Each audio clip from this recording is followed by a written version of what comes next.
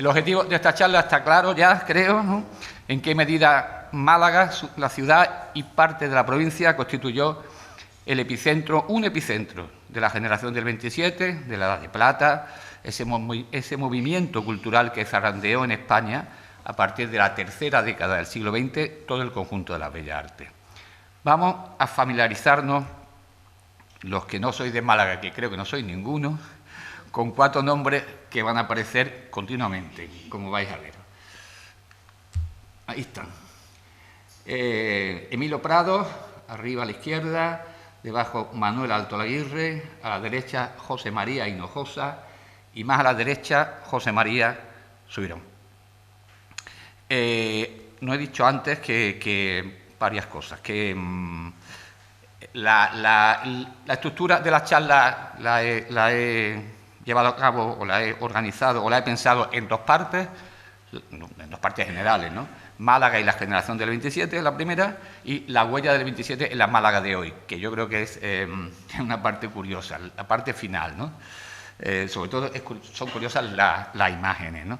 Y el colofón, nunca mejor dicho, será la emisión de un documental breve, bastante breve, o muy breve, titulado La imprenta de los poetas, sobre precisamente la puesta en marcha y su historia hasta el presente de la imprenta Sur. El tono, como veis, intento ser nada académico, ameno y cercano, porque yo creo que esto es un encuentro de amigos. Por lo tanto, si alguien en cualquier momento de verdad quiere decir cualquier cosa, pues no tiene más que decirlo. Y aunque parezca una tontería, como sé que a las 9 hay un partido importante de fútbol, aunque no sea ninguno de mis 2 equipos los que juegan, intentaré acabar por si alguien quiere. Afortunadamente, aquí las distancias son más cortas que en Málaga y, por lo tanto, se puede llegar. Vamos a ello. Esta es una panorámica de Málaga de 1882, 83, no se sabe bien. Lo importante sería, pues, ahí tenéis el mar, bueno, el puntero, ¿cómo era, Gloria? ¿El de abajo? El de abajo, a ver, bueno, tenéis el mar, obviamente, y no lo veo desde aquí, la aduana está, bueno, abajo aquí, es que desde aquí la veo regular. Bueno, la aduana o el palacio de la aduana está, como veis, como su nombre indica, al lado del mar, claro, evidentemente, ¿no? Atención en la siguiente foto a la importancia que va a tener el político conservador Antonio Cánovas del Castillo, bien conocido aquí por el Manifiesto de Manzanares, ¿no? Vale. Este es el arco de inauguración de la calle principal de Málaga, la calle Lario. Se inaugura en 1891 y es un hito absolutamente urbanístico, económico y social en la ciudad, ¿no? Es una lástima no poder remontarme, porque no tenemos tiempo y no es el tema, a la historia de Málaga en el siglo XIX, porque fue realmente apasionante, con un recorrido tan peculiar, que es difícil encontrar otro en el sentido, ¿no? Una ciudad de profundos contrastes socioeconómicos, eso sí quiero destacarlo, ¿no? Una burguesía acomodada, con inquietudes culturales, frente a una clase proletaria analfabeta, en su gran mayoría, que vivía y trabajaba en condiciones verdaderamente casi infrahumanas. El cauce del río Guadalmedina marcaba claramente la frontera, tanto por el norte como por el oeste. Aquí tenemos a Málaga en 1900, unos cuantos años después, y como veis se han ganado un montón de terrenos al mar. Se están ganando, están haciendo el parque. El parque es un proyecto urbanístico que Antonio Cánovas del Castillo, desde su presidencia del gobierno, pues impulsa y impulsa en todos los sentidos, como os podéis imaginar, ¿no? Esta foto también es de 1900, se ve por aquí las murallas de la Alcazaba, sus alrededores, ¿no? Este es el puerto, en 1900.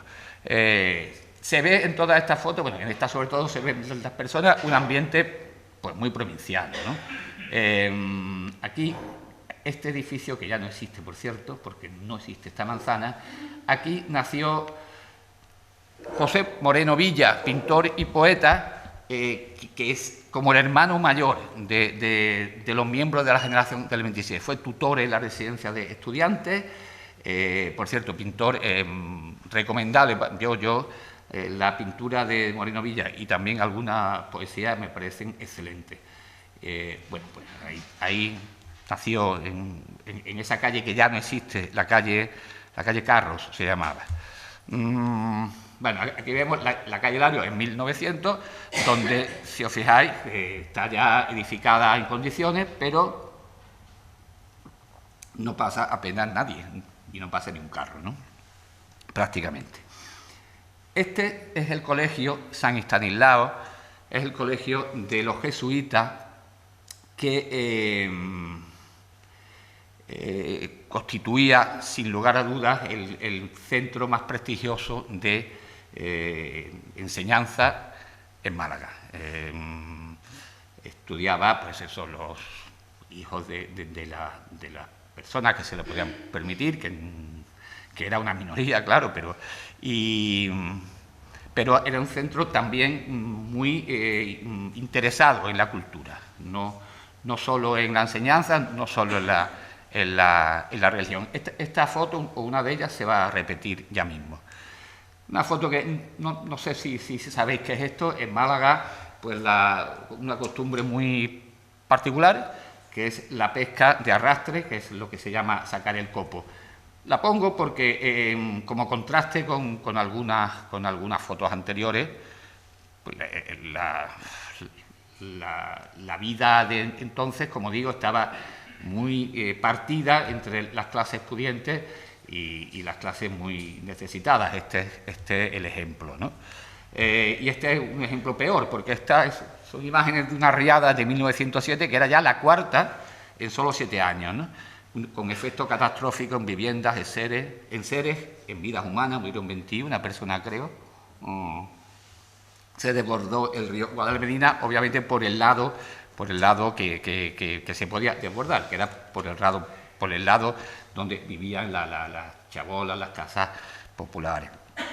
Y esta es una foto de un pueblecito, una pedanía de Málaga, de la provincia, que se llama Benaque, porque ahí fue la casa natal de un poeta, de este poeta, Salvador Rueda. Decir poesía en Málaga desde finales del 19 o de la última década era decir Salvador Rueda. Es decir, el introductor del modernismo en España, admirado por Rubén Darío, ¿qué más? Un renovador de la forma, del ritmo, de la métrica, un pionero. Creó un movimiento literario que no tuvo mucho éxito, pero vamos, lo creó, el colorismo, y sobre todo anticipó el modernismo, como nos dicen todos los manuales literarios, ¿no? Foto, ya estamos en 1910, esta es la Alameda principal. Veréis por qué pongo fotos de 1910. La Alameda principal ya es otra cosa, ya tiene ambiente, ahí instalan sus palacetes, construyen y viven en sus palacetes la élite económica, cultural, vuelvo a lo mismo. Este es el parque en el mismo año, en 1910. Y este es un hotel, que ahora volveremos a él, el Hotel Hernán Cortés. También esta foto es de 1910, bueno, aproximadamente, ¿no? Antes de una reconstrucción que ya veremos. El puerto, y vemos ahí, bajando de la Alcazaba, vemos un barrio que se llama La Coracha, que surge a mediados del 19, cuando empiezan a construirse casas en la falda de la colina, como veis, que desciende de la Alcazaba hasta el final del parque. Veréis ahora por qué, ¿no? Bueno, esta es una foto de la misma época, donde veis a un cabrero, pero ahí mismo, en el barrio de La Coracha.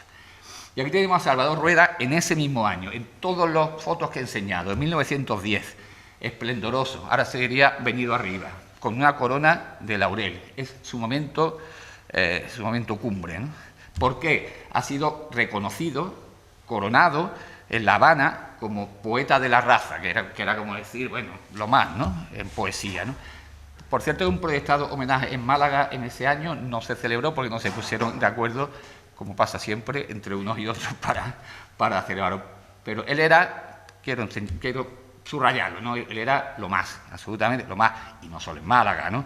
Ahora, 9 años más tarde, ya lo encontraremos desilusionado, achacoso, En 1919 vuelve a Málaga. No he encontrado fotos de eso, ¿no? Fue nombrado jefe de la Biblioteca Provincial, pero un retorno en contra de su voluntad, ¿no? Vuelve porque, curiosamente, en 1910 es todo y en 1919 ya no es nadie en el Madrid literario, ¿no? Y es como lo de los elefantes, ¿no? que vuelven a su lugar casi para encontrar la muerte. Bueno, pese a lo dicho sobre Rueda, como los últimos coletazos, aún es un personaje imprescindible en los actos culturales en Málaga. Es el maestro, ¿no? Y como tal, lo visita ocasionalmente un grupo de 3 jóvenes aspirantes a poetas, precisamente 3 de los 4 aludidos aquí, Altoaguirre, Hinojosa y Subirón. Pero su tiempo ha pasado, su tiempo vital y literario. Le quedan pocos años para jubilación y están haciendo en España, y aquí quiero llegar, una nueva concepción del arte en general y de la poesía en particular. Yo creía que aparecía el Hotel Caleta Palas, decía. Caleta Palas, que antes nombré como Hernán Cortés, pero en 1919 se reinaugura como Hotel Caleta Palas, cada vez más lujoso, cada vez más exclusivo, ¿no? Sus huéspedes, bueno, pues personajes como el célebre Buster Keaton o la cantante Imperio Argentina. Pero quien nos interesa ahora es este señor, o este joven, porque veranea con su familia en el Hotel Caleta Palas desde principios del año 20 o quizá desde 1919, un jovencísimo poeta granadino, Federico García Lorca. Existe una carta con membrete de Hernán Cortés, escrita por el poeta para su amigo Manuel de Falla, que, por cierto, he traído aquí a modo de pin, encabezada por esta copla. Viva Málaga, señores, viva el puente de Tetuán, el Cristo de los Claveles y el barrio de la Trinidad. Eso se lo escribe Lorca a Falla, ¿no? García Lorca pasó varios veranos en Málaga relacionándose con todos los jóvenes poetas y sobre todo con un joven aspirante a poeta también malagueño que había conocido el año anterior en la residencia de estudiantes, que es Emilio Prados. Esta es una foto de Lorca y Prados en la residencia con otros residentes que no vienen al caso. Este es el Peñón del Cuervo, situado a las afueras de Málaga, que ilustra que Prados era un joven difícil. Él se llamaba romántico de huidas, de pronto se iba al Peñón del Cuervo solo a buscar medusas, a nadar, ¿no? Era un joven, bueno, especial, con una personalidad especial que refleja en este documento, que es su diario íntimo. Lo redacta en noviembre del 19, lo comienza y dice en un momento dado: la única gran alegría que he tenido ha sido el haber encontrado en Federico al amigo que tanto deseaba. Se puede traducir por el diario que de algún modo estaba enamorado de Federico García Lorca. Por su parte, esto es uno de los primeros poemas publicados por Lorca, que como veis lo dedica a Emilio Prados, Cazador de nubes. La balada del agua del mar. En ellos no se agotan las relaciones juveniles de entonces, ¿no? Hay un testimonio de Manuel Altoaguirre, que quizás es un poco largo, donde habla de que, bueno, de que es curioso hacer notar, lo leo muy rápidamente, que los poetas que formaron mi generación fueron casi todos amigos de la infancia y tuvieron en Málaga ocasión de convivir sin sospechar la obra en común en que participarían en el futuro. Emilio Prados y Vicente Alexandre estudiaron en el mismo colegio las primeras letras. Rafael Alberti, sobrino del cura de la parroquia de San Juan de Málaga, jugaba de niño con mi hermano mayor en mi casa. Federico García Lorca veraneaba todos los años en el Hotel Hernán Cortés, etcétera, etcétera, etcétera. Bueno, he saltado. Esto ya estamos en 1925, ¿veis? El maravilloso parque que se ha ganado al mar. Si soy capaz de darle aquí, este es el ayuntamiento, el Banco de España. No, el Banco de España se construyó en el 33, es el Hueco. Y el edificio de correos hoy restaurado de la universidad. Ya se ve, 1925, clave en lo que estamos hablando, ya se ve que esto está convirtiéndose en una ciudad que tiene poco que ver con la anterior. Aquí se ve mejor el ayuntamiento, todo esto es nuevo, claro. El hueco que después será el Banco de España, el edificio de correos que hoy es restaurado, y arriba el Palacio de la Aduana, que en la primera foto pues estaba lindando al mar. Hoy, por cierto, es el museo de la ciudad de Málaga, otro museo. Alameda, en 1925. Este es un sitio muy especial. Los Baños del Carmen, en el Pedregalejo, que era el centro balneario, centro de ocio de la burguesía más acomodada, ¿no? Jugaban al tenis. Ahí, por ejemplo, tenemos el primero de arriba por la izquierda a José María Hinojosa, en el cual nos volveremos a encontrar de nuevo. De nuevo estamos en San Estanislao, en el colegio jesuita. ¿Por qué? Pues porque aquí el azar hizo que coincidieran tres jóvenes con afanes poéticos: José María Hinojosa de Campillos, José María Subirón y Manuel Alto Aguirre, todos de familia muy conocida. Y en 1923 se edita, había traído un facsimilar, pero aquí se ven bien las cubiertas. Recordemos que Salvador Rueda se jubila en el 24 y estos tres jóvenes poetas, bajo además la orientación poética de Prados, es decir, los cuatro que hemos visto desde el principio, publican esta revista verdaderamente con limitaciones precursoras de lo que iba a irrumpir en la literatura española. Esa aluvión de revistas a partir de este año, del 23, por ejemplo, en la revista de Occidente de Ortega y Gasset. Se ha cumplido el centenario de ambos el mes pasado, ¿no? Como digo, aquí tengo el facsimilar por si alguien después quiere echarle un vistazo. Solo llego a publicar 4 números, ¿no? Pero su concepción, su espíritu avanzan ya lo que estaba por venir. Con ella puede decirse que empezó todo. Sus colaboraciones. Es la primera que recoge en sus páginas, esto es muy importante, no solo literatura, sino un compendio de las bellas artes, pintura, filosofía, arqueología, partituras musicales. Esto hoy es habitual, pero entonces una revista literaria era una revista literaria y se acabó. Bueno, y ya la notoriedad y el carácter de los autores y artistas que colaboran en una ciudad que todavía es una ciudad de provincia, ¿no? Jean Cocteau, Federico García Lorca, Ramón Gómez de la Serna, Picasso. Hay una colaboración de Picasso en la revista Ambos, una revista de 4 jovenzuelos, ¿no? El novelista y dramaturgo Iván Turgenev y un texto de Góngora. Y el ejemplo más llamativo son los poemas que Emilio Prados traduce del poeta persa del siglo XVI, Mohamed Hafiz, autor de un diván que influyó en el maravilloso poemario Diván de Tamarit de Federico García Lorca. En el centro del 27 editamos un libro con los poemas que Prados tradujo del alemán del poeta persa y publicó en la revista Ambos.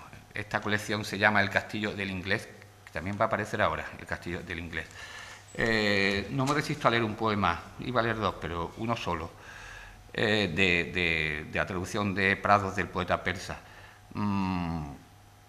El corazón de Hafiz se llama. Cuando mi corazón caliente se haya quebrado en 1000 pedazos, entonces podrás ver, amor mío, cómo cada uno de estos 1000 pedacitos te ama como un corazón entero. En definitiva, como digo, un auténtico precedente de la revista Litoral. También había traído para enseñarles una separata, escrita hace 30 años por uno de los primeros hispanistas, Giovanni Caravaggi, está en italiano, que en una revista italiana que se llama Málaga, el esordio de las generaciones del 27, que es precisamente de los primeros que incidió en que el comienzo de la generación del 27 Málaga juega una importancia absolutamente capital. ¿Cuánto tiempo llevamos, Gloria? 17 minutos. Vale. Pero no por el fútbol, siempre lo hago así. Bueno, pues en palabras de Giovanni Caravaggi, traduzco del italiano, revista sobre ambos. Revista de limitadísima tirada y hoy inencontrable, representa el primer testimonio de tipo generacional, o al menos la primera tentativa de manifestación de las exigencias estéticas de un grupo de poetas que se irán después afirmando con revistas malagueñas de gran importancia. Litoral.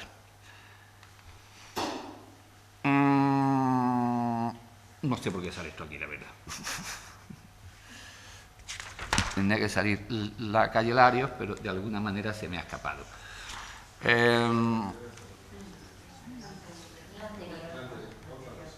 Vale. Voy mirando por los y por otros. Bueno, pues está la calle Larios ya en 1925 y tiene muchas cosas que comentar si yo soy capaz de hacerlo con el puntero.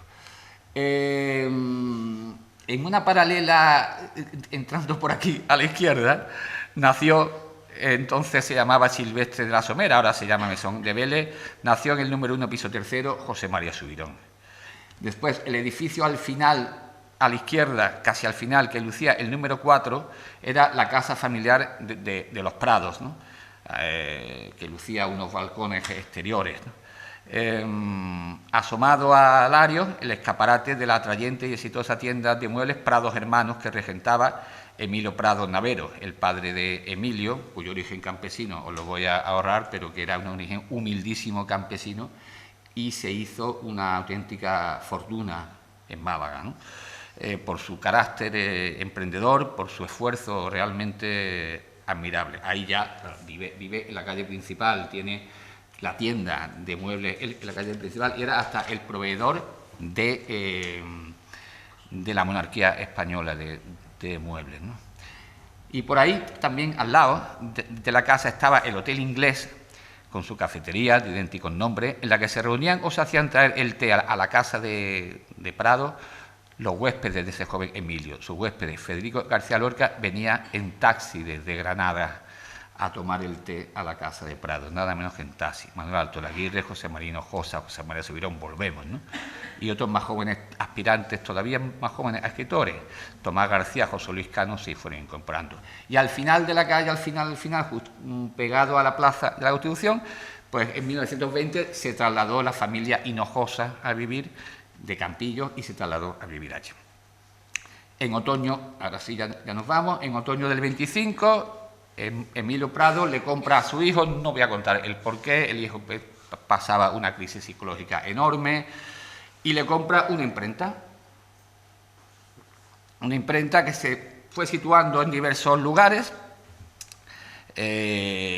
forma una sociedad con su amigo Manuel Alto Laguirre y le pone el padre un administrador porque si no hubiera sido un desastre y de hecho económicamente lo fue. Esta foto es de la imprenta de los años 20, 26, 27, ahí se ve a Prados y a Hinojosa. Y esta es una foto posterior, de los años 50, del interior de la imprenta, porque del interior de la imprenta de esa época no hemos conseguido jamás ninguna foto. Ese reloj, por ejemplo, y esas máquinas las vais a ver en el documental.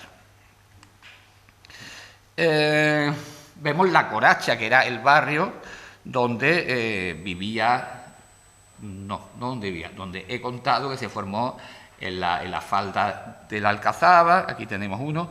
¿Por qué? Porque allí desde 1926 vive Salvador Rueda, enfermo, pobre, olvidado, el que era lo más de lo más, pues, en fin, las cosas que pasan.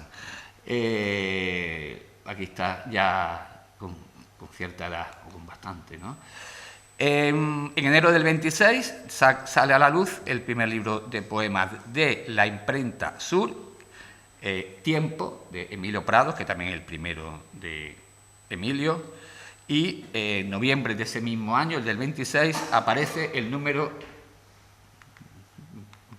¿Me he comido algo? ¿Me he comido algo? No lo sé, porque esta foto no correspondería. A ver, bueno, es lo mismo. Aparece en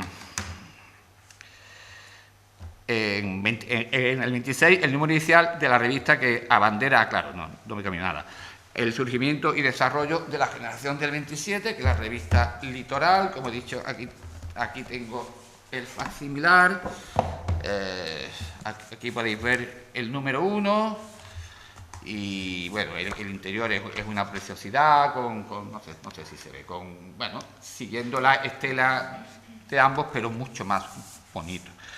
Y en el año 27, a ver por dónde anda, exactamente aquí, en octubre del 27, este número es homenaje, un número triple, homenaje a Góngora, donde colabora Picasso, colabora Juan Gris, colabora lo más de lo más. Y esos 9 números o sea, el número del 27 es el número emblemático absolutamente, pero arruina ya definitivamente la revista porque eran muy poetas y esas cosas, pero no reparaban en gastos y el padre de Emilio ya se harta. Se cierra la imprenta, la reabre un poco después, publican una segunda etapa. En fin, en esas 2 etapas reúnen, como he dicho ya varias veces, decenas de artistas, poetas, narradores, pensadores, músicos, cineastas, los que conformaron la nueva y brillante generación cultural del 27. En octubre del 27, el número triple, homenaje a Góngora, es junto con lo que vamos a ver, el mayor y más perdurable hito de las actuaciones que consagraron el movimiento denominado Generación del 27. La foto del homenaje a Sevilla, en Sevilla, en diciembre del 27, el papel de Sánchez Mejía ya lo conocemos, y si no lo conoce alguien de aquí, que me extrañaría mucho, pues ahí está el museo y la visita del sábado. Además de la revista, pues sacan los que llaman suplementos de Litoral. Es la más importante serie poética de entonces. Los primeros libros de Alberti, Cernuda y Alisandre, más otros más que vemos, el segundo de Lorca, etcétera, etcétera, ahí los podéis ver. Y ahí también está el primer libro de Manuel Alto Aguirre, el primer libro de Josefina de la Torre, única mujer que publica los suplementos de Litoral, la canaria Josefina de la Torre, el segundo de Fernando de Villalón, un libro maravilloso en todos los aspectos de José Moreno Villa, el que nombré antes, que se llama Jacinta la Pelirroja, cuya historia es verdaderamente maravillosa. Y ahí también incluso hay algunos fuera de colección, los primeros libros de Prados, el segundo de José María Subirón, anda por ahí, yo de aquí no lo veo, así está, no, el primero, el segundo, Gárgola. Y también de Edgar Neville, el cineasta. En definitiva, quería ponderar que esa generación del 27, esa de plata, Málaga ocupa un puesto privilegiado, ¿no? Se convierte en el eje de encuentro y difusión de esas nuevas formas artísticas que comienzan a gestarse en el país en consonancia con las corrientes europeas.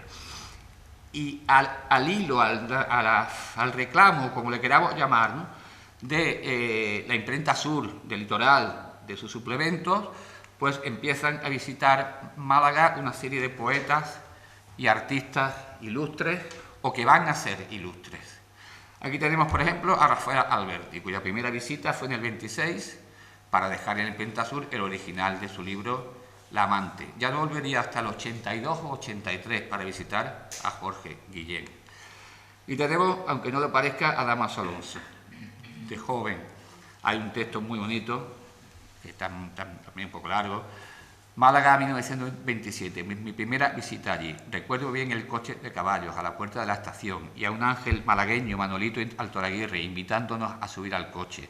La estancia en Málaga yo la hubiera querido larga, porque va contando. Y que no conocíamos los chanquetes, pues nada, a parar, porque allí mismo se comían los mejores. Y espetones, todo eso regado con esos vinos dorados desde Andalucía, etcétera, etcétera, etcétera. Ahí tenemos a Jorge Guillén, de joven. Esto no es en Málaga, esto es en Murcia. También visitó en varias ocasiones Málaga. Y tenemos el puerto en 1928 ya. Y el caso de Cernuda es un caso todavía más especial porque se queda fascinado por la ciudad. La identifica con la ciudad del deseo, porque viene de Sevilla, donde se siente oprimido por su homosexualidad básicamente. Su padre era militar, y en Málaga pues encuentra lo que él deseaba. Por eso la identifica como la ciudad del deseo. Fue por primera vez en septiembre del 28 y ya no dejó de volver hasta el estallido de la Guerra Civil en diversas ocasiones, con lo cual, antes lo teníamos con Prados y Alto Laguirre, aquí lo tenemos en Ronda, en una excursión también con Alto Laguirre y con Hinojosa, aquí en lo que se llama el embalse o el pantano del Chorro, también en la provincia, aquí en la playa, aquí creo que en Vélez, en un famosísimo balcón de Ronda, otra vez en el puerto, en fin. Este es Vicente Aleixandre, que también nos visitó en 1929. Aquí está Edgar Neville con Chaplin. Edgar Neville era madrileño, pero también se quedó fascinado por la ciudad, se casó con esta señora, Ángeles Rubio Argüelles, se fue a vivir a Marbella. Esta es una foto de la Plaza de Toros de la Malagueta, donde veis a Buster Keaton otra vez y asistiendo a una corrida de toros. Y esto es lo que se llamaba el Hotel del Inglés. Esto es Torremolinos, esto ya no se parece en el blanco del ojo. Y allí se fueron de, comillas, luna de miel, Salvador Dalí y Gala, que se acababan de... O sea, Gala acaba de dejar a su marido y se fue con Dalí de romántica luna de miel, invitados por José María Hinojosa, que era el más rico de todos. Estuvieron allí en 1930 y esta foto no, el hecho de que Gala hiciera topless en las playas de Torremolinos causó un enorme revuelo allí. Entre los jóvenes poetas, sobre todo, todos dejan impresión de aquel espectáculo para ellos y bueno, y tampoco creo que en el Torremolinos de los años 30 fuera esto muy común. Yo diría que casi nada, ¿no?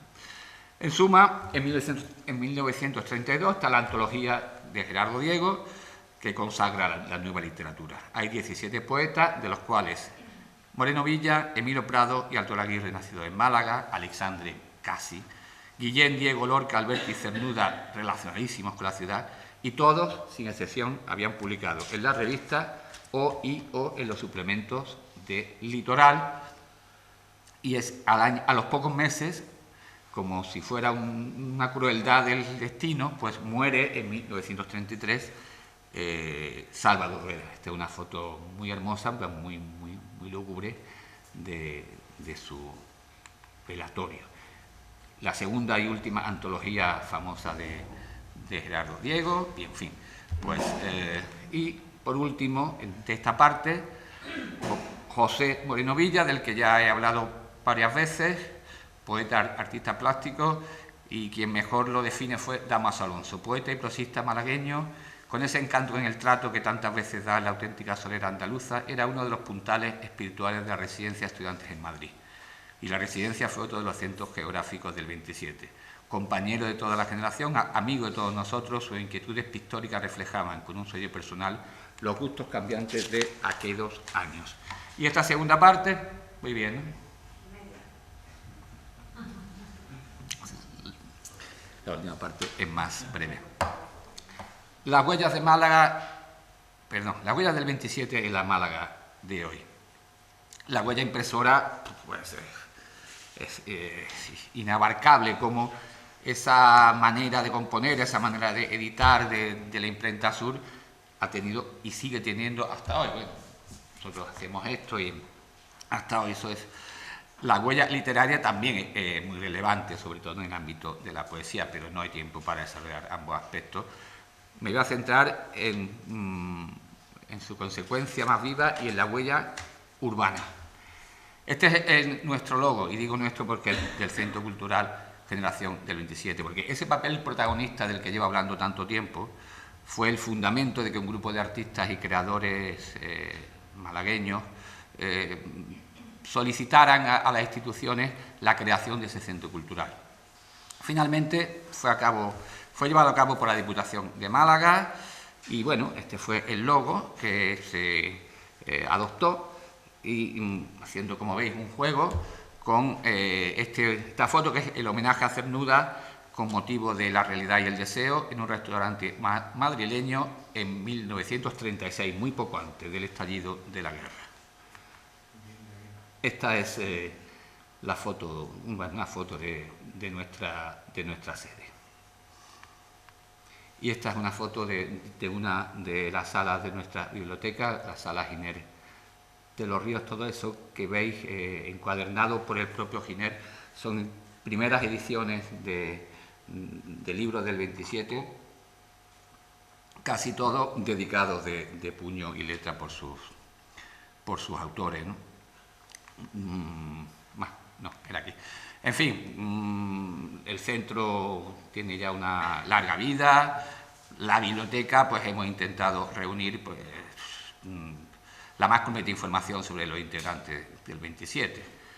Tengo aquí una cifra, tenemos alrededor de 37.000 libros, 1.000 títulos de revistas, 10.000 ejemplares de revistas, en fin, alrededor de 47.000 entre libros y revistas, un archivo documental incalculable absolutamente de cartas y documentos, material bibliográfico y algunos objetos curiosos.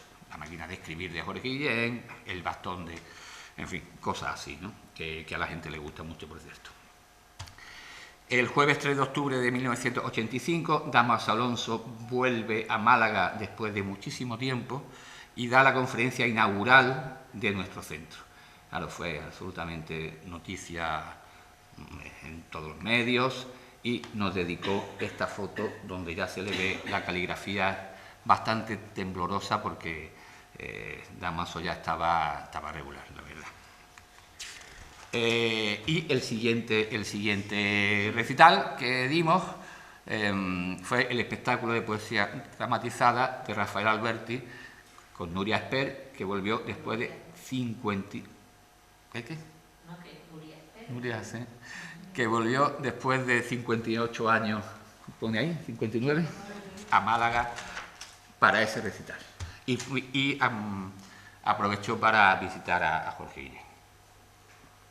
Bien, pues entramos ya en la última parte, y la última parte no es más que enseñaros unas cuantas fotitos de lo que he dicho, eso, la huella, digamos, urbana de la generación del 27 que se ha ido construyendo, no la palabra, se ha ido instalando en Málaga desde entonces. Aquí, como veis, no hay ninguna placa. Bueno, pues en el tercer piso, ahí en el tercer piso de la calle Mesón de Vélez, que como antes dije se llamaba Silvestre de la Somera, nació José María Subirón Welling, del que ya os he hablado. Aquí, sin embargo, ya tenemos placa, que es la casa donde nació Emilio Prado. Casa natal, aquí veis la plaquita, que se puso en el 99. Casi enfrente, casi enfrente, nació Manuel Alto Aguirre. Es muy curioso porque no se conocieron de niños, se conocieron ya de cuando ya Emilio Prado había estado en Alemania, tenía 20 y pico años Emilio Prado, pero nacieron casi enfrente. Aquí tenéis su plaquita. Y, aquí, en calle Córdoba, que entonces se llamaba Alameda de Ais, o de Carlos Ais, vivió toda su infancia Vicente Aleixandre, y aquí vivió el poeta Aleixandre, hijo adoptivo de Málaga, que consagró a la ciudad del paraíso en sus libros, etc. Este es Jorge Guillén, el busto de Jorge Guillén, porque cuando volvió del exilio decidió vivir en Málaga, en el Paseo Marítimo. Aquí está la casa y el portal con su placa. Esta foto se ve muy mal, pero es la única que hemos podido conseguir, y lo que se ve es la casa tan bueno, el paisaje tan bonito, ¿no? Esta es la tumba de Jorge Guillén, que es una pena que se vea tan mal, pero bueno, no la habían limpiado la calima, en fin, para que voy a contaros la historia. En el cementerio inglés, el cementerio anglicano de Málaga. Otra curiosísima historia que contar algún día, porque está enterrado en el cementerio inglés. Aquí ves la misma tumba. También está enterrada su segunda mujer, Irene Mocchi Sismondi, que pidió ser enterrada con él, ¿no? Bueno, este es Pablo Picasso en la Plaza de la Merced, al fondo su casa natal. Aquí nació, la fundación actual Museo Casa Natale. Picasso fue muy influyente en los artistas plásticos del 27. Si tratamos en años posteriores, pues ya lo veremos.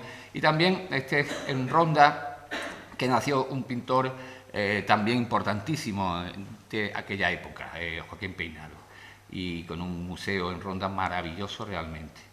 Este es el patio del Instituto General Técnico, que se llamaba, donde estudiaron, Emilio Prados, ahí que pone, Emilio Prados, creo que Severo Ochoa, etcétera. ¿Esto qué es? Ah, sí, esto es la casa natal en Campillos de José María Hinojosa. Ahí está, nació el poeta José María Hinojosa Lasarte. Esta es lo que le dijeron hace muy poco en Torremolinos a los personajes que protagonizaron aquella historia con el castillo del Inglés: Dalí, Gala, Prados y no sé si es Alto Aguirre, no lo veo muy bien desde aquí. Nos trasladamos a la zona este de la ciudad, donde existe un paseo Generación del 27. Allí acudía Emilio Prados continuamente, o para evadirse o para ejercer una labor admirable, que era enseñar a los hijos de los pescadores, o sea, alfabetizarlos, enseñarlos a leer y a escribir, de manera obviamente altruista, claro. Y pues han colocado algunos versos de algunos poetas. Esto es de Manuel Alto Aguirre, de José María Hinojosa, de Federico García Lorca. Esto es un monumento a Emilio Prados, que aquí se ve bastante mejor. Yo tengo la fortuna de vivir muy cerca y lo veo continuamente y paso continuamente por allí. Este es el poema Ciudad del Paraíso de Vicente Aleixandre, que hace muy poco se ha grabado, como le queramos llamar, en una zona también, en un muro muy céntrico de Málaga. Y este es... esto lo comento ahora. Esta es la última imagen que va a dar pie al documental. Pero como creo que tengo tiempo, voy a leer el poema Ciudad del Paraíso de Vicente Aleixandre, porque es una maravilla, es el poema más hermoso sobre Málaga, con enorme diferencia sobre todos los que se han escrito nunca, y creo que merece la pena, antes de comentar ya esta foto, y dar paso al documental. Ciudad del Paraíso a mi ciudad de Málaga. Siempre te ven mis ojos, ciudad de mis días marinos, colgada del imponente monte, apenas detenida en tu vertical caída a las ondas azules. Pareces reinar bajo el cielo, sobre las aguas, intermedia en los aires, como si una mano dichosa te hubiera retenido un momento de gloria antes de hundirte para siempre en las olas amantes. Pero tú duras, nunca desciendes, y el mar suspira o brama por ti, ciudad de mis días alegres, ciudad madre y blanquísima donde viví, y recuerdo, angélica ciudad, que más alta que el mar presides sus espumas. Calles apenas leves, musicales, jardines donde flores tropicales elevan sus juveniles palmas gruesas, palmas de luz que sobre las cabezas aladas mecen el brillo de la brisa y suspenden por un instante labios celestiales que cruzan con destino a las islas remotísimas, mágicas, que allá en el azul índigo libertadas navegan. Allí también viví, allí, ciudad graciosa, ciudad honda, allí donde los jóvenes resbalan sobre la piedra amable y donde las rutilantes paredes besan siempre a quienes siempre cruzan, hervidores en brillos. Allí fui conducido por una mano materna, acaso de una reja florida una guitarra triste cantaba la súbita canción suspendida en el tiempo. Quieta la noche, más quieto el amante, bajo la luna eterna que instantánea transcurre. Un soplo de eternidad pudo destruirte, ciudad prodigiosa, momento que en la mente de un dios emergiste. Los hombres por un sueño vivieron, no vivieron, eternamente fúlgidos como un soplo divino. Jardines, flores, mar alentando como un brazo que anhela a la ciudad voladora entre monte y abismo, blanca en los aires, con calidad de pájaro suspenso que nunca arriba. Oh ciudad, no en la tierra. Por aquella mano materna fui llevado ligero por tus calles ingrávidas, pie desnudo en el día, pie desnudo en la noche, luna grande, sol puro. Allí el cielo eras tú, ciudad que en él morabas, ciudad que en él volabas con tus alas abiertas. Una maravilla.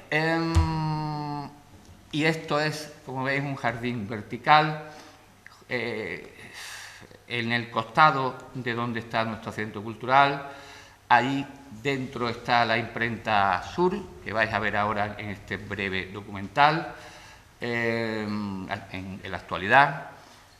Como veis, pues es Emilio Prado y Manuel Altolaguirre, y una frase que, bueno, que no se lee, pero vamos, una frase donde Altolaguirre contaba lo que era para ellos esa imprenta.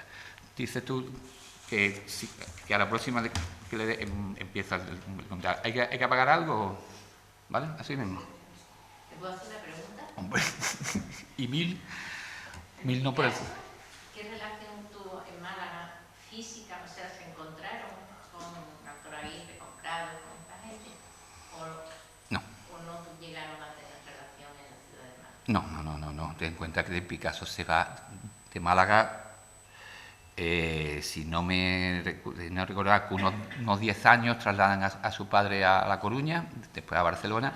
Él vuelve un par de veces, siendo todavía muy joven. En concreto, el cambio de siglo, cambio de siglo, la Nochevieja de 1900, la pasa ahí, pero no, eran mucho más jóvenes. La gran influencia de Picasso es sobre la generación plástica del 27, porque además se van a París, la escuela de París, Joaquín Peinado y otros muchos, y ahí es donde Picasso les influye. Emilio Prados es que, claro, son tantas cosas que no se pueden contar, pasa por París siendo muy joven y conoce a Picasso, sí lo conoce. Y el poema de la revista Ambos de Picasso es porque lo conoce y le pide esa colaboración, pero relación no hubo. Bueno, pues os dejo con el documental. Nuestra imprenta tenía forma de barco, con sus barandas, salvavidas, faroles, vigas de azul y blanco, cartas marinas, cajas de galletas y vino para los náufragos. Era una imprenta llena de aprendices como grumetes que llenaban de alegría el pequeño taller, que tenía flores, cuadros de Picasso, música de don Manuel de Falla, libros de Juan Ramón Jiménez en los estantes. Y es curioso porque es que era verdad, porque donde estaba hacía como lo que es la proa de un barco, es decir, tenía una barandilla, tenía sus barandillas, como si fuera, digamos, el puente de un barco. Al timón de este barco, dos jóvenes poetas malagueños, Emilio Prados y Manuel Altolaguirre, comenzaron su travesía como impresores.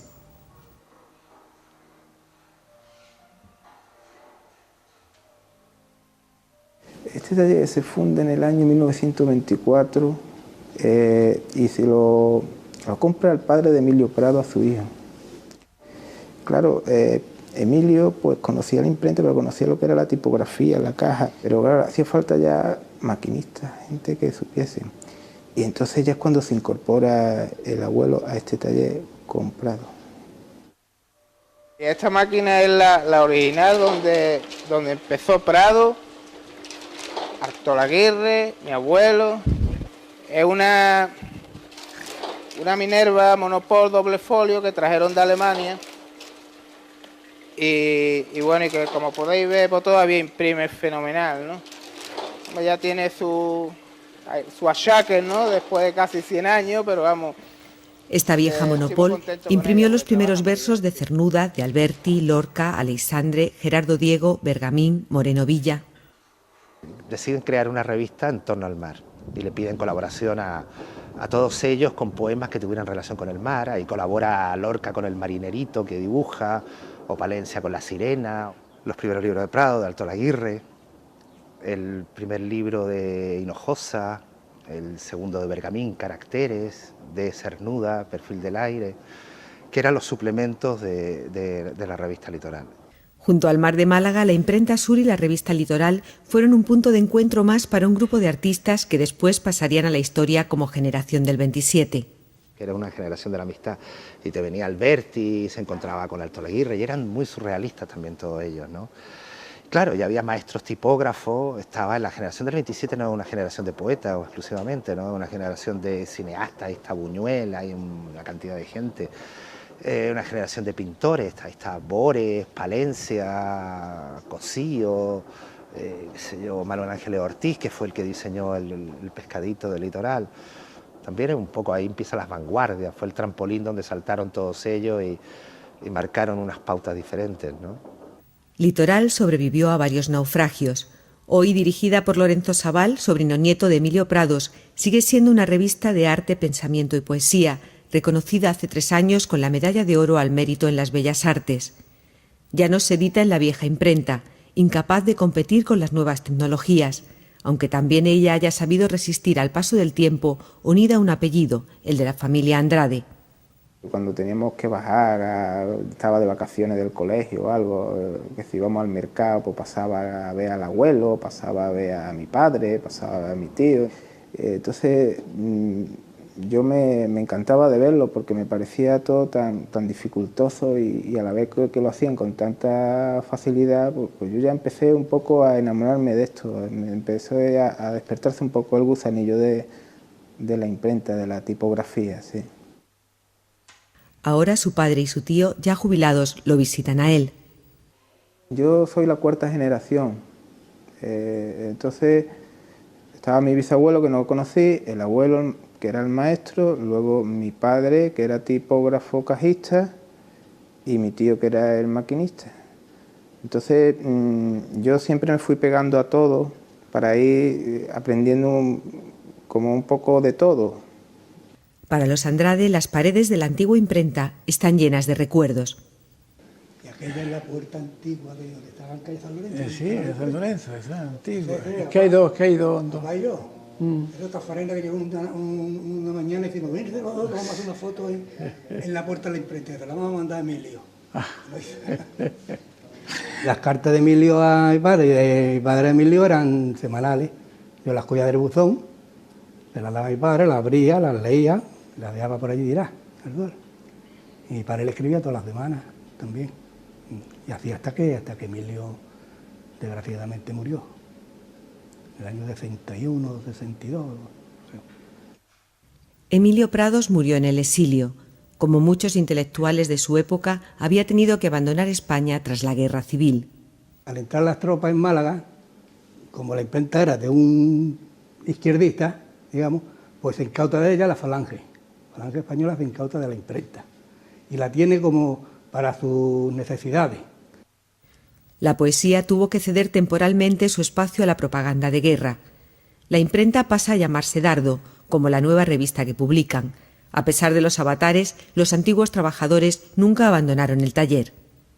Entonces Emilio pudo haber venido a Málaga, o ya hubo una ley que podían haber venido los exiliados que no tuvieran algún delito más grave, pero no quiso venir.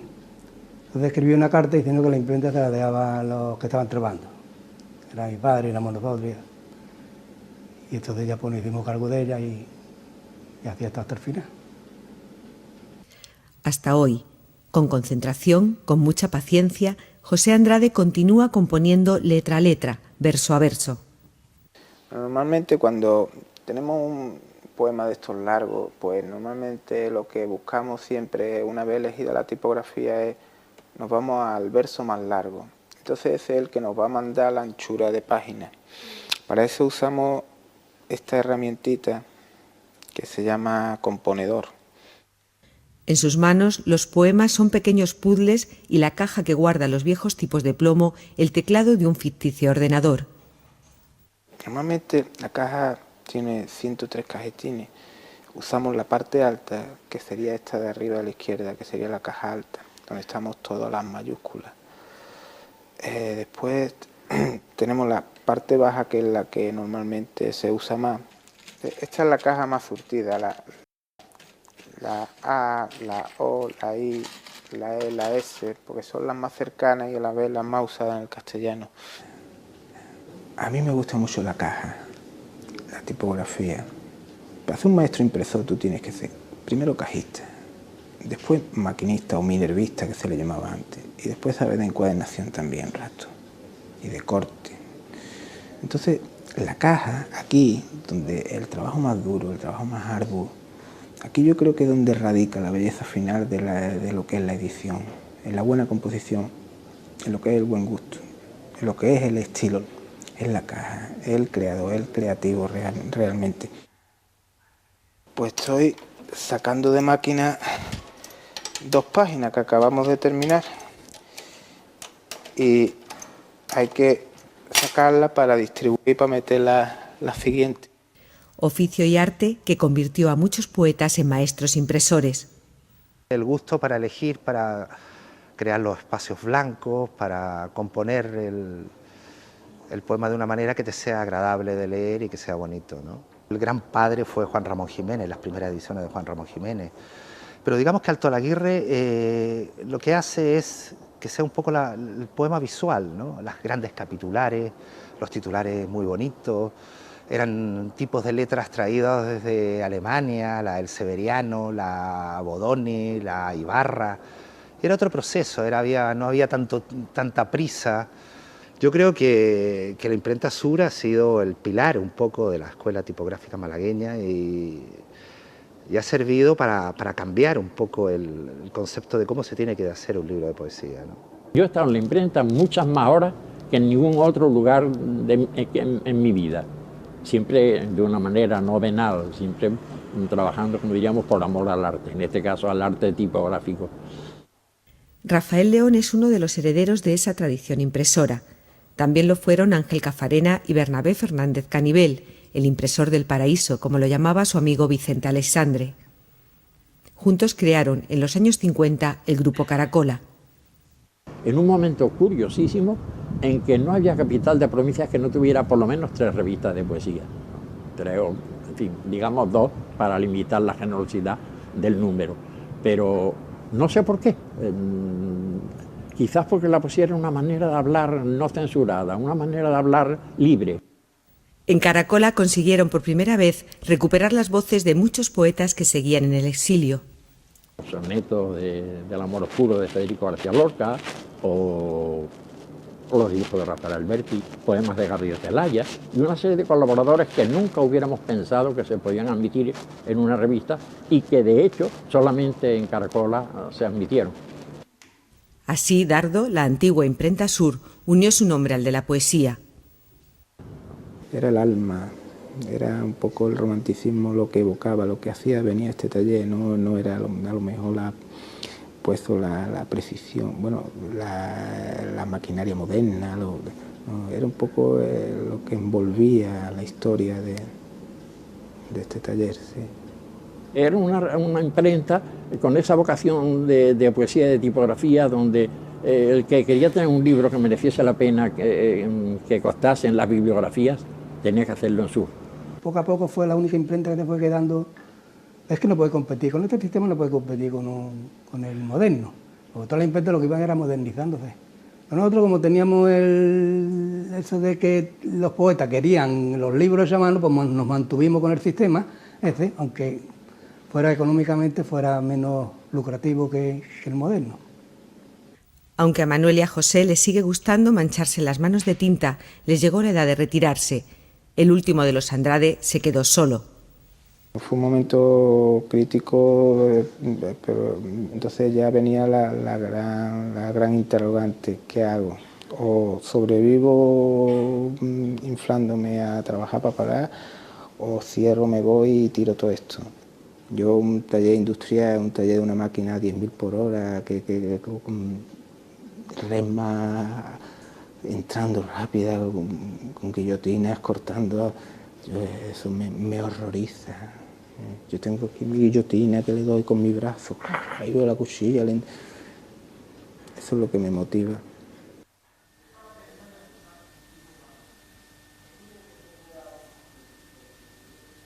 La Diputación de Málaga adquirió entonces la imprenta, la restauró y la ubicó en el Centro Cultural de la Generación del 27. La antigua Sur sigue así editando sus pequeñas obras de arte, convertida en homenaje vivo a este bello oficio. El volumen que saco aquí normalmente es de unos 350 ejemplares mensualmente, con unas 40, 50, incluso 60 páginas, que no es poca cosa, vamos, teniendo en cuenta la lentitud del proceso, que es lo más, que es muy entretenido, vamos, que cualquier cosa que hagas así se te va la hora volando. Mi hija dice que es raro y que es mágico y que vaya cosas que se hacían antes. Claro, porque no da crédito. Una niña de los años 90 no... Pues veo hoy cómo hace ella, crea una página en su impresora, pues, y este se tira toda la mañana ahí con un calibre en la mano, con un componedor poniendo letritas, y con lo fácil que es. La verdad es que yo no lo cambiaba por nada. Me encuentro que bien, me encuentro a gusto. Aquí en este trabajo soy feliz. Me muevo como pez en el agua, digamos. Yo entré aquí por la mañana, encendí mis luces y todo es como un rito mágico. Ponerme mi componedor, coger mi caja de tipo, ponerme a montar tipo, o irme a mi máquina a ver cómo está ese día. Pues todo eso es como un rito, como una ceremonia. Emilio Prados escribió: «La poesía tiene un fin, salvar al hombre». Y la poesía ha salvado también su vieja imprenta, aquella imprenta que tenía forma de barco.